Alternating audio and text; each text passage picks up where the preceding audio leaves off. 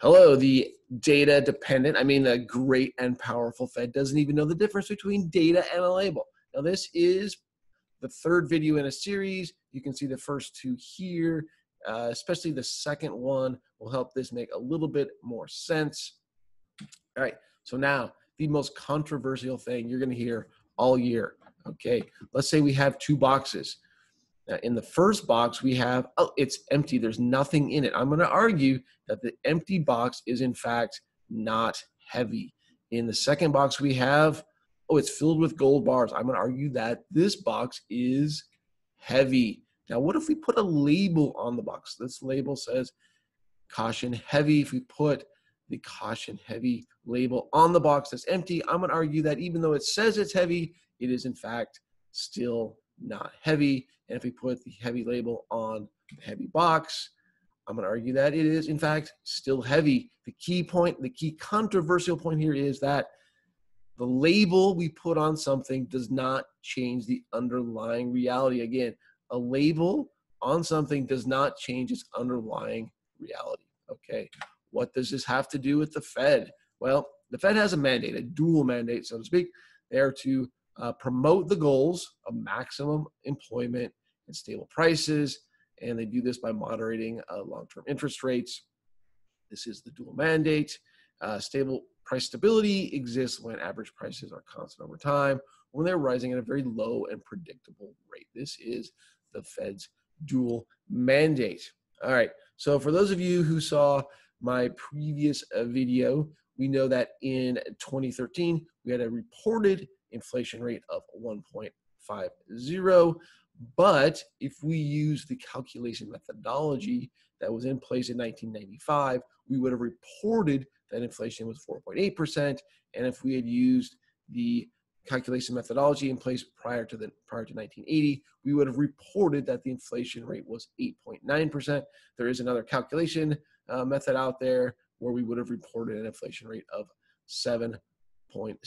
Now, the key thing here is that these reported or unreported numbers, these numbers, in fact, are labels for whatever the true inflation rate is. So let's do that. Let's suppose we have here some mysteries, but what's in these is the true inflation, right? So I'm not going to argue the merits of one calculation methodology over another. I'm just going to argue that there is, in fact, some true inflation number, all right?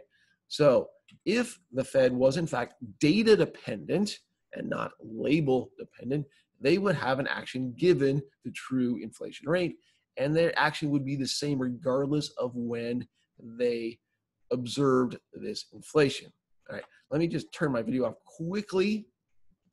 And here we're going to say, we're going to give a label. So if we had labeled this true inflation in 2019, we would have given it an inflation rate of 1.8. The reported rate would be 1.8. If the same inflation, the same true underlying inflation, if we had labeled it or reported it in 1995, we would have said, no, inflation is 5.1%. And if we had labeled this in 1980, we would have said, again, same true inflation, we would have said that the inflation is 9.2. Now, these are clearly different, but if the Fed was truly data dependent, their actions would be the same. So what did they do in 2019 when the inflation rate really was reported at 1.8? The Fed actually lowered interest rates in 2019. But if we go back in time and we look at what they were doing when inflation was at 5.1% in prior to the 1990s, we would have seen that would have actually been raising interest rates. And if we go back to prior to 1980, where we saw these super inflation numbers that are actually really similar to 9.2, they were aggressively raising interest rates. Interest rates were very high. So the Fed is fooling you into thinking that they are data dependent. They have clearly, given the fact that the underlying true inflation was the same, have acted very differently.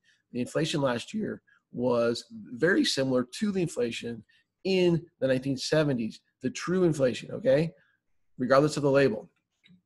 All right, so I'm just going to tell you that the Fed is, in fact, not data dependent. They ignore the actual data. Their policy does not reflect the true underlying data. It, in fact, reflects the label that we've given us.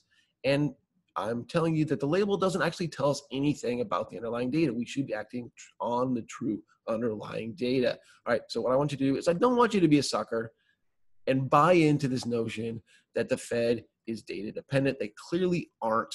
They just aren't. Thank you so much.